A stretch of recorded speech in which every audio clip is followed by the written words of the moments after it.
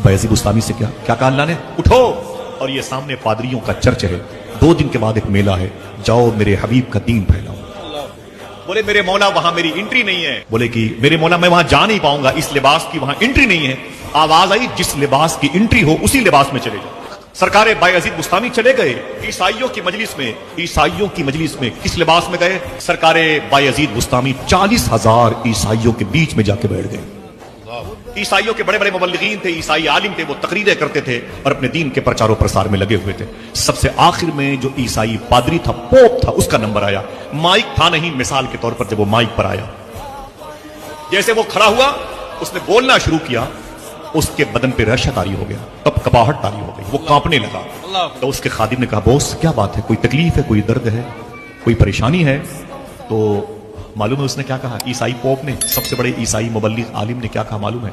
उसने कहा कि मेरे अंदर एक डर का एहसास पैदा हो रहा है। कहा किस बात का डर है? उसने कहा लग रहा है कि इस महफिल में कोई मोहम्मदी बैठा हुआ है। बोले कैसे पता चला? कहा उसके दिल में जो नूर खुदा है, उसकी हैबत, उसका प्रेशर मेरे दिल पे पड़ रहा है।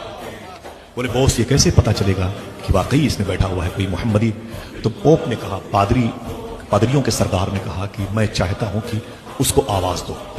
बोले आवाज देने पर नहीं उठेगा? बोले हाँ नहीं उठेगा, इतनी बड़ी भीड़ में वो अकेला नहीं उठेगा।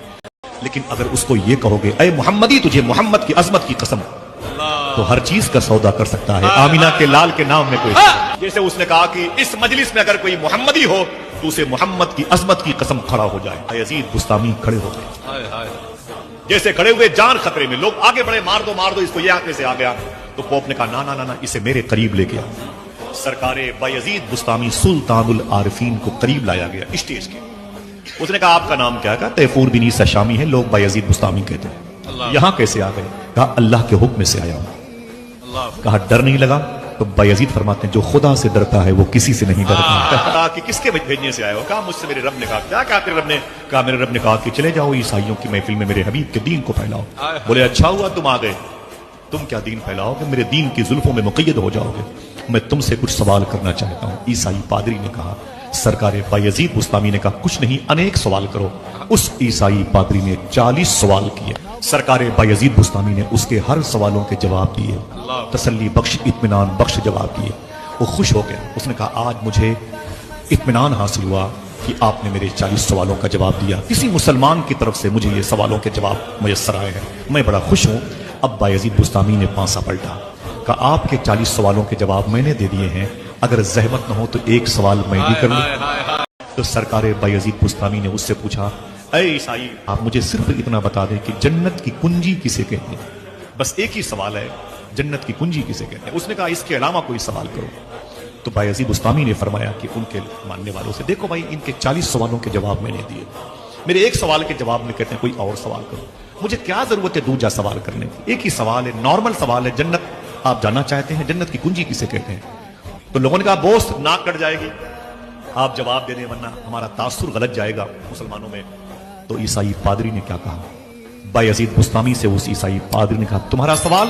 बोले मेरा सवाल ये कि जन्नत की कुंजी किसे कहते हैं? तो उसने कहा कि अगर मैंने इनके सवाल के जवाब दिए तो तुम सबको मेरे जवाब से बड़ी तकलीफ पहुंचेगी, जितने मेरे फॉलोअर हैं इनके दिल टूट जाएंगे। सबने कहा ना ना ना बॉस आप जवाब तो दें, आप जवाब तो दें, हमारी होगी। सुनो, अगर तुम इजाजत देते हो कि मैं इनके सवाल का जवाब दूं तो सुनो, जन्नत की कुंजी ही को ला इलाहा इल्लल्लाह मुहम्मदुर रसूलुल्लाह कहते हैं।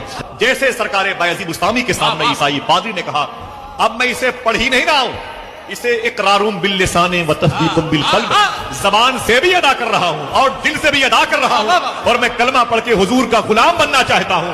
40,000 ईसाइयों की आवाज यकबयक आई कि अगर आप कलमा पढ़ के जन्नत में जाना चाहते हैं तो हम भी आपके पीछे पीछे चलना चाहते हैं।